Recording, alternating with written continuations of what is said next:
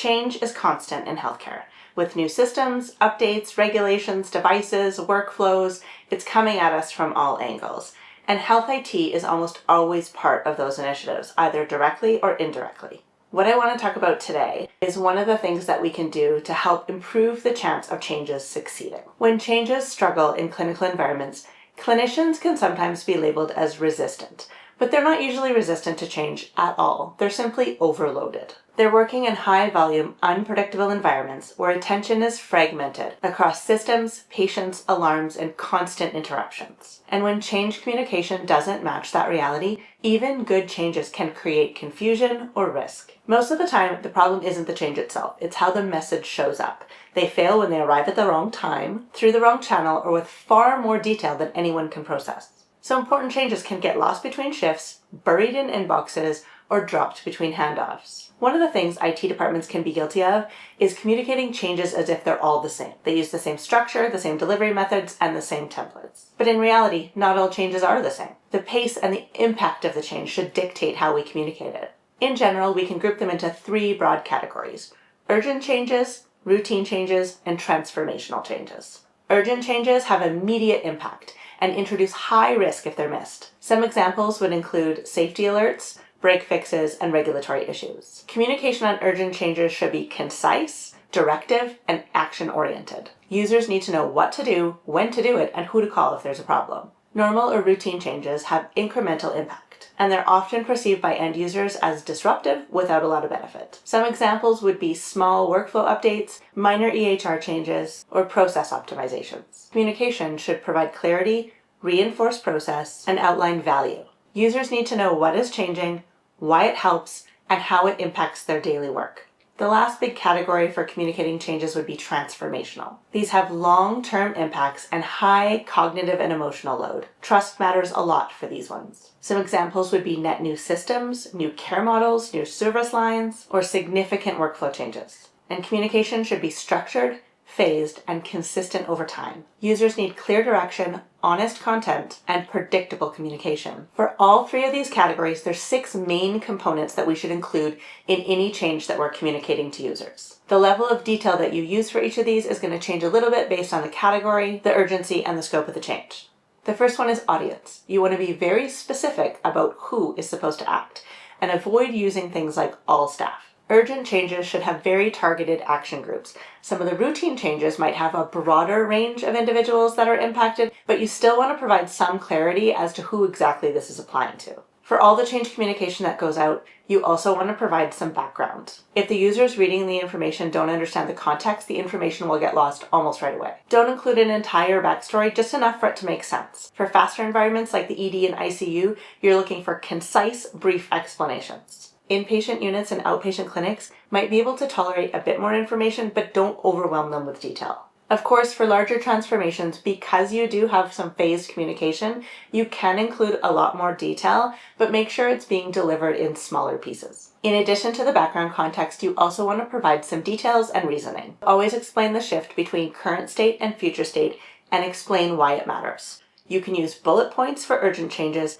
and for routine and transformational changes, you may want to include some screenshots, some workflow process steps, or things like that. Again, as long as it's not overwhelming your audience with detail. It should go without saying, but in your communication, you also need to provide information on exactly when the change will take place, and who users can contact if they want more information or if they have questions. So for urgent changes, this is going to be the support desk or someone that they can reach immediately. For routine and transformational, this might be links to training documents, super user contact information, or central information hubs that have been set up. So up to this point, we've been talking about some of the things good change communication needs to include and how that can be tailored for urgency and scope. So how do you apply all this in the real world without adding noise or burden to busy clinicians and administrative staff who are already in very unpredictable, busy environments and who see a constant barrage of information coming their way? There's a couple of different strategies that you can try to use. The first is to try and communicate where the work is happening.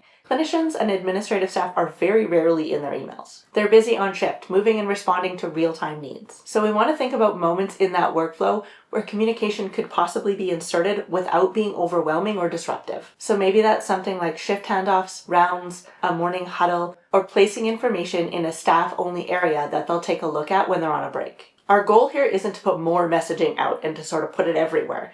It's to have the right message in the right place so that we know that they have a chance of seeing it. You're also going to want to keep the messages simple and actionable. Try to focus on what to do, when to do it, and why it matters. Providing clarity without unnecessary detail is going to reduce cognitive load and give you a better chance of having that change communication be understood. Another strategy that you can use is to reinforce. One message is rarely enough. Like I said, there's information coming at clinicians and administrative staff all the time. So it's easy to come across something from IT and just file it away for later. You may want to provide an initial announcement, an on-unit reminder, and some post-change follow-up just to make sure that that message got out there.